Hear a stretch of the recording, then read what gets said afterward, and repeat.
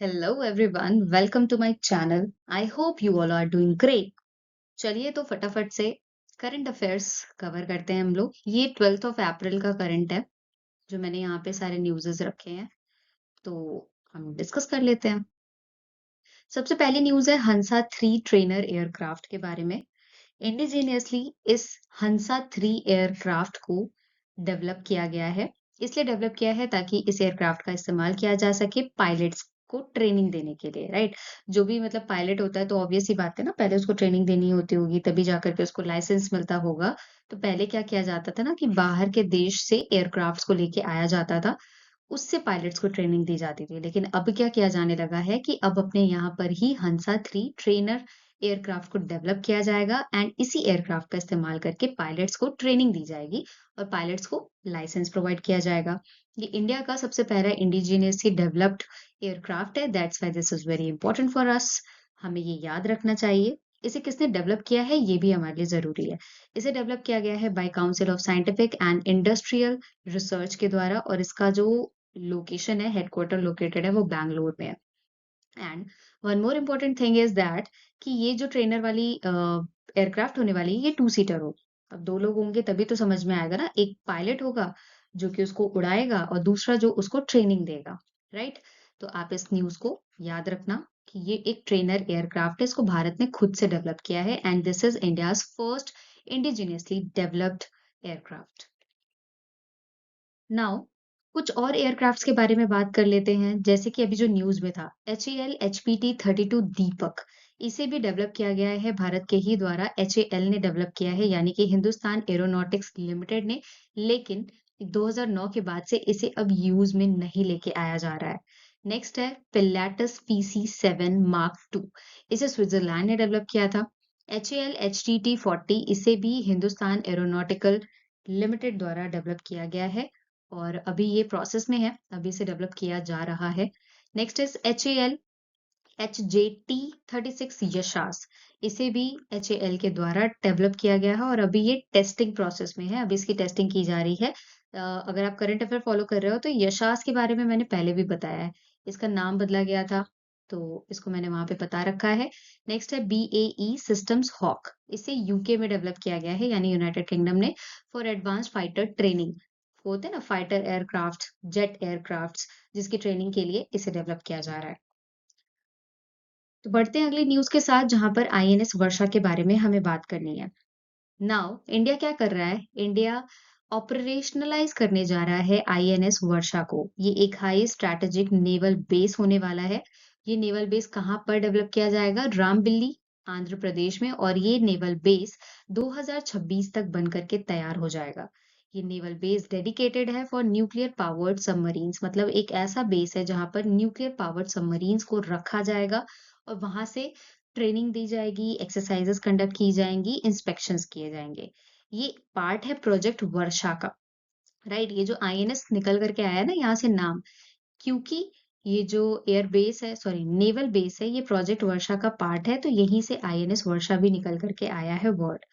साथ ही इसे इस तरीके से डिजाइन किया जा रहा है इस नेवल बेस को, ताकि यहाँ पर एटलीस्ट 10 न्यूक्लियर सबमरीन्स को एक साथ अकोमोडेट किया जा सके, राइट? अब आप सोच लो, इमेजिन कर लो कि कितना बड़ा ये नेवल बेस होने वाला है जहां पर एक साथ 10-10 न्यूक्लियर सबमरीन्स को रखे जाएंगे, राइट? तो हमारी नेवी को स्ट्रेंथन अप करने के लिए ऐसा स्टेप उठाया गया है। और कौन-कौन से और INS थे जो अभी न्यूज़ में थे? INS अरिहंत, ये इंडिया का सबसे पहला indigenously built nuclear powered ballistic missile submarine है। मतलब यहाँ से हम लोग बैलिस्टिक मिसाइल्स को भी लॉन्च कर सकते हैं। एंड INS तारिणी, इसको मैंने आई थिंक 2 से 3 बार कवर अप किया है करंट अफेयर में, क्योंकि ये जो INS तारिणी है, सबसे पहली बात कि इसे कमीशन किया गया था 2017 में। इसे बिल्ड किया गया है by Aquarius shipyard limited, Goa में। साथ ही इसने अभी हाल ही में 43,300 किलोमीटर की पूरी दूरी तय की है। 2 अक्टूबर 2024 को ये निकला था गोवा के शिपयार्ड लिमिटेड से। इसने Indian ocean, Pacific ocean, Atlantic ocean को कवर किया है और संभावना कुछ इस प्रकार है कि मई 2025 तक ये वापस गोवा के उसी शिपयार्ड तक पहुंच जाएगा जहां से ये निकला था। ये कौन से प्रोजेक्ट का पार्ट था? अंडर नाविक सागर परिक्रमा पार्ट 1। 6 मेंबर का पूरा एक विमेन टीम था पूरे विमेन क्रू थे जो निकले थे इस शिप को लेकर के आईएनएस तारिणी को और इन्होंने पूरा वर्ल्ड टूर किया है, राइट? इसे लीड किसके द्वारा किया गया था? लेफ्टिनेंट कमांडर वर्तिका जोशी के द्वारा। आप यहाँ पे इमेज में ये दोनों क्रू मेंबर्स को देख सकते हो। टोटल 6 मेंबर्स थे, पूरी विमेन्स टीम थी और विमेन एम्पावरमेंट को बढ़ावा देने के लिए भी ऐसा काम किया गया है। इसके पहले भी ऑलरेडी नाविक सागर परिक्रमा चल चुकी है। ये भी कंडक्ट किया गया है जिसमें 43,300 किलोमीटर की दूरी को पूरा तय किया गया है। तो जितने भी इम्पोर्टेंट पॉइंट्स मैंने यहाँ से बताए हैं, वो सब आपको याद रखने हैं।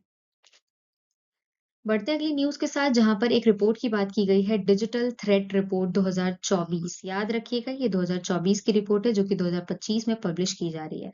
किसके द्वारा पब्लिश की गई? Ministry of electronics, information and technology के द्वारा और ये इंडिया का सबसे पहला डिजिटल थ्रेट रिपोर्ट होगा।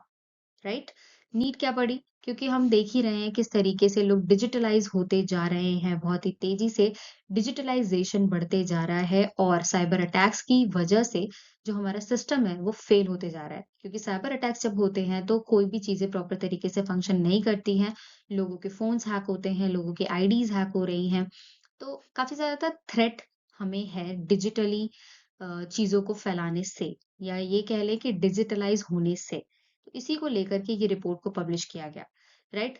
कौन-कौन सी संस्थाएँ शामिल रही हैं जिसने इस रिपोर्ट को पब्लिश किया है? तो सर्ट फिन और ग्लोबल सिक्योरिटी फर्म सीसा। इन 3 ऑर्गनाइज़ेशंस ने मिलकर के इस क्या बोलते हैं ये रिपोर्ट को पब्लिश किया है, ठीक है? कौन से मिनिस्ट्री के अंडर में आप वो भी याद रखना। Now moving with the next news जहाँ पर हम एक ऐप के बारे में पढ़ेंगे that is Bhagirath app. Uttarakhand के CM chief minister Pushkar Singh Dhami ji ने लॉन्च किया है भागीरथ ऐप, राइट? सीएम का क्या नाम है? पुष्कर सिंह धामी। इन्होंने भागीरथ ऐप को लॉन्च किया है। क्यों लॉन्च किया है? ये लॉन्च किया गया है as a part of states Jal Sanrakshan Abhiyan यानी कि वाटर कंजर्वेशन कैंपेन के अंडर में इस ऐप को लॉन्च किया गया है। थीम क्या रखी गई है? धरा मेरा, नौला मेरा, गांव मेरा, प्रयास मेरा। डेफिनेट सी बात है, जगह अगर अपनी है, आपकी लैंड है, आपकी मदर अर्थ है, तो उनको सेव करना भी हमारी ही ज़िम्मेदारी बनती है।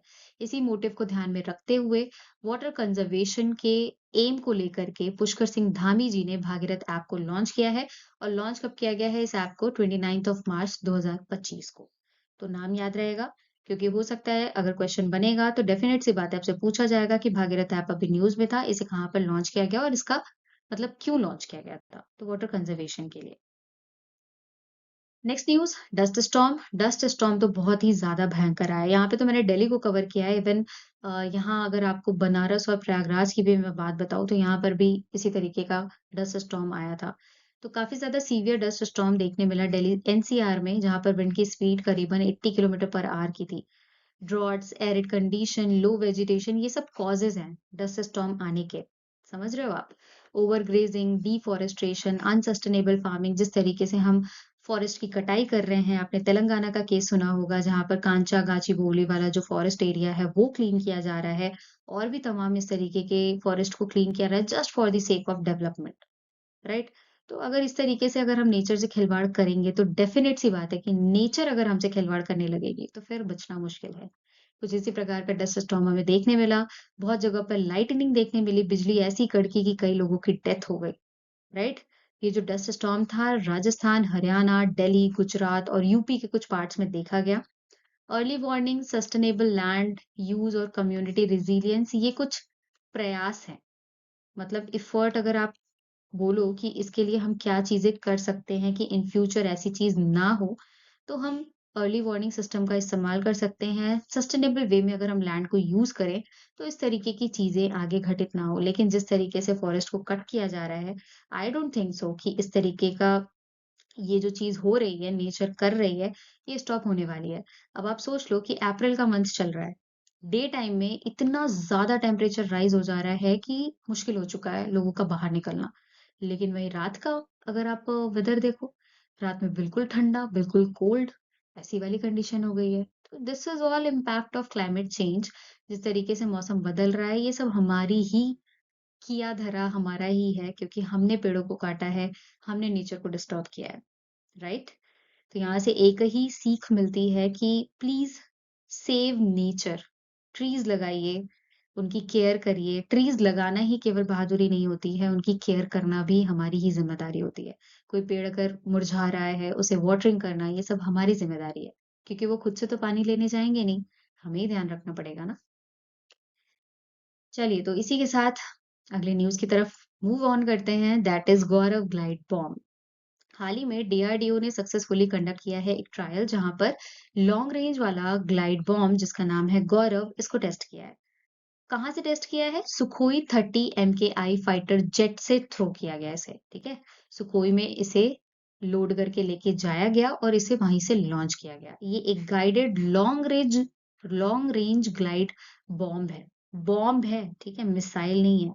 इसकी रेंज कितनी है? 30 किलोमीटर से लेकर के 150 किलोमीटर तक की। वेट की अगर आप बात करो तो 1000 केजी इसका वेट है और इसके 2 वर्जन है। एक जिसमें विंग होगा, उस वर्जन का नाम दिया है गौरव और उसका वेट है 1000 केजी। एक है नॉन विंग्ड वाला वर्जन जिसका नाम है गौतम और इसका जो वेट है वो 550 केजी। तो दोनों आप याद रखना, ठीक है? क्योंकि एक न्यूज़ में आया तो क्या पता गौतम पे भी बन जाए क्वेश्चन। ये एनहांस करेगा इंडियन एयर फोर्स की कैपेबिलिटीज़ को, जिस तरीके से वो लड़ते हैं, अगर मान लीजिए इन फ्यूचर कभी फाइट वगैरह की सीन क्रिएट होती है, तो ये बॉम्ब डेफिनिटली हेल्प करेगा, राइट? तो नाम याद रखिएगा, डीआरडीओ ने टेस्ट किया है, कौन से फाइटर जेट से टेस्ट किया है? सुखोई से और इसके दोनों वर्जन का नाम और उसका वेट, राइट? और उसका रेंज भी। अगली न्यूज़ है गोल्डन टाइगर के बारे में। कितना सुंदर लग रहा है ना गोल्डन टाइगर। ये एक रेयर गोल्डन टाइगर है जिसे स्पॉट किया गया है हाल ही में काजीरंगा नेशनल पार्क में। You all know very well कि काजीरंगा नेशनल पार्क आसाम में लोकेटेड है। इसे हम एक और नाम से जानते हैं गोल्डन टैबी। केवल और केवल 4 ही इस तरीके के गोल्डन टाइगर देखने हमें मिलते हैं और ये चारों कहाँ पर प्रेज़ेंट है? आसाम में। अब बात करते हैं काज़ीरंगा नेशनल पार्क के बारे में। काज़ीरंगा नेशनल पार्क इसलिए जाना जाता है क्योंकि ये पूरी दुनिया का एक ऐसा नेशनल पार्क है जहाँ पर सबसे ज़्यादा पॉपुलेशन प्रेज़ेंट है इंडियन राइनोसेरस की। साथ ही यूनेस्को वर्ल्ड हेरिटेज साइट में इसे 1985 में रखा गया और इस काज़ीरंगा नेशनल पार्क को काज़ीरंगा टाइगर रिजर्व कब डिक्लेयर किया गया? ईयर 2006 में। तो आपको गोल्डन टाइगर से ये याद रखना है इसे हाल ही में कहाँ पर स्पॉट किया गया है। ठीक है? बढ़ते अगली न्यूज़ की तरफ महात्मा ज्योतिबा फुले जी, हाल ही में इनकी 198th नंबर की बर्थ एनिवर्सरी को 11th ऑफ अप्रैल को सेलिब्रेट किया गया। ये एक सोशल रिफॉर्मर थे। 1827 से लेकर के 1890 तक के टाइम पीरियड में अगर आप देखोगे तो इन्होंने काफ़ी एक्टिवली पार्टिसिपेट किया है हमारी पूरी सोसाइटी को बदलने के लिए। कहाँ से बिलॉन्ग करते थे? महाराष्ट्र से। इन्हें जाना जाता है as father of Indian social revolution के रूप में। इन्होंने काम किया है दलित्स के अपलिफ्टमेंट के लिए, वुमेन्स के अपलिफ्टमेंट के लिए, फार्मर्स के लिए और लेबरर्स के लिए।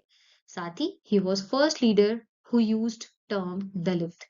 ये जो हरिजन्स होते थे, जिनको गांधी जी ने हरिजन्स कहा था, उनके लिए एक टर्म का इन्होंने इस्तेमाल किया था दलित और ऐसा करने वाले ये सबसे पहले लीडर बने थे। इनका जन्म हुआ था पुणे में और इनका विवाह हुआ था सावित्रीबाई फुले जी से, जो कि इंडिया की सबसे पहली फीमेल टीचर हैं। ये रही सावित्रीबाई फुले जी एंड ये रहे ज्योतिबा फुले जी। ठीक है? और इनके बारे में कुछ बातें अगर आपको जाननी है, तो इंडिया का सबसे पहला स्कूल जो कि गर्ल्स के लिए केवल खोला गया था पुणे में 1848 में, वो भी इन्हीं दोनों लोगों ने ओपन किया था। साथ ही नाइट स्कूल खोला गया था फार्मर्स और लेबरर्स के लिए ताकि वो भी पढ़ सकें और इन्होंने सत्य शोधक समाज की स्थापना की थी 1873 में। इन्होंने विडो रीमैरिज को प्रमोट किया था। इन्होंने बहुत सारी बुक्स लिखी थी, उनमें से कुछ हैं फार्मर्स विप। साथ ही इन लोगों ने कंस्ट्रक्शन किया था डैम्स का। इन्होंने गुलामगिरी लिखी स्लेवरी के लिए। सार्वजनिक सत्य धर्म पुस्तक ये भी किताब है जो कि इनके द्वारा लिखी गई। तो ये ओवरऑल कुछ बातें हैं जो कि महात्मा ज्योतिबा फूले जी से रिलेटेड है। बढ़ते अगली न्यूज़ की तरफ, रीनेम करने की जो प्रथा है ना, ये बहुत पहले से चली आ रही है ना? नाम बदलते रहते हैं, जगहों के नाम बदल रहे हैं, लोकेशंस एरियाज़ वाइज़ अगर आप देखो तो अलग-अलग सिटीज़ के नाम बदल रहे हैं, स्टेट के नाम बदल रहे हैं, बहुत सारे नाम बदल रहे हैं। हाल ही में क्या हुआ है खुलताबाद, इसका नाम बदल करके रत्नपुर कर दिया गया है, ऐसा अनाउंस किया गया है महाराष्ट्र के मिनिस्टर के द्वारा। नाउ खुलताबाद, इसका नाम अब नया क्या जाना जाएगा? रत्नपुर के नाम से जाना जाएगा। ये एक हिस्टोरिक टाउन है खुलताबाद, जहाँ पर ये लोकेटेड कहाँ पर था? औरंगाबाद डिस्ट्रिक्ट में। जैसा कि आप सभी को पता होगा कि औरंगाबाद डिस्ट्रिक्ट का भी नया नाम बदल दिया गया है। इसका नया नाम अब जाना जाता है इसको छत्रपति संभाजी महाराज डिस्ट्रिक्ट के नाम से। तो इस डिस्ट्रिक्ट में खुलताबाद नाम की एक जगह लोकेटेड है। ये जगह इसलिए फेमस है क्योंकि यहीं पर औरंगज़ेब के टॉम्ब को देखने मिलता है। हम लोग यहाँ पर ये देख सकते हैं इमेज में, औरंगज़ेब की ये टॉम्ब है, ठीक है? मुगल एम्पायर के जो लास्ट सबसे प्रोमिनेंट रूलर रहे हैं, वो रहे हैं औरंगज़ेब। अभी हाल ही में आपने देखा भी होगा इनके टॉम्ब को यहाँ से हटाने की भी डिमांड की गई थी, काफ़ी कॉन्फ्लिक्ट्स हुए थे नागपुर वगैरह में। तो उसी को लेकर के इनके नाम को बदलने का जो एक प्रपोज़ल है, वो पेश किया गया और अब अप्रूव भी कर दिया गया है। साथ ही यहाँ पर आपको टॉम्ब के अलावा औरंगज़ेब के सन आज़म शाह की ग्रेवयार्ड देखने मिलेगी और असफ ज़ा 1 की भी ग्रेवयार्ड देखने मिलेगी। असफ ज़ा जो थे, ये फाउंडर रहे हैं हैदराबाद के निज़ाम डायनेस्टी के, ठीक है? तो नाम क्यों बदले जा रहे हैं? आप लोग बहुत अच्छे तरीके से जानते हो, बताने की तो ज़रूरत नहीं है। बट स्टिल हमारे लिए याद करने का कंटेंट ज़रूर बढ़ गया है कि हमें ये भी याद रखना पड़ेगा कि खुलताबाद को अब जाना जाएगा रत्नपुर के नाम से। Next news is which is very important. Virat Kohli ji यानी कि हमारे प्यारे चीकू भैया जी ने एक हिस्ट्री क्रिएट की है और ये आईपीएल में बन चुके हैं पहले बैट्समैन जिन्होंने जिन्होंने क्या किया है 1000 बाउंड्रीज लगाई हैं, ठीक है? आरसीबी वर्सेस दिल्ली कैपिटल्स का ये मैच था जहां पर ये कीर्तिमान इनके द्वारा क्या बोलते हैं कीर्तिमान क्रिएट किया गया, ठीक है? So that's it from today's current affair. I hope you all like it. अगर आपको सेशन पसंद आए तो प्लीज इसे लाइक शेयर और सब्सक्राइब जरूर करिएगा एंड कमेंट सेक्शन में बता सकते हो कि आपको कैसा लगा। I know I am not regular but आपको एक चीज जरूर समझ में आएगी कि मैंने कोई भी चीज छोड़ी नहीं है। अगर वो स्किप हुई है तो मैंने उसको कंपाइल करके भी आपके लिए प्रेजेंट किया है, एमसीक्यू के फॉर्म में भी प्रेजेंट किया है। So need not to worry, आपको परेशान होने की ज़रूरत नहीं है। आपको कंटेंट कैसे भी करके किसी भी तरीके से मिलेगा ज़रूर। शॉर्ट्स के फॉर्म में, रील्स के फॉर्म में, नोट्स के फॉर्म में, एमसीक्यू के फॉर्म में और इस तरीके से एक्सप्लेन्ड सेशन के फॉर्म में। ठीक है? That is my promise to you all. तो चिंता मत किया करो, बस पढ़ा करो और नोट्स बनाया करो। Thank you for watching. मिलते हैं अगली क्लास में।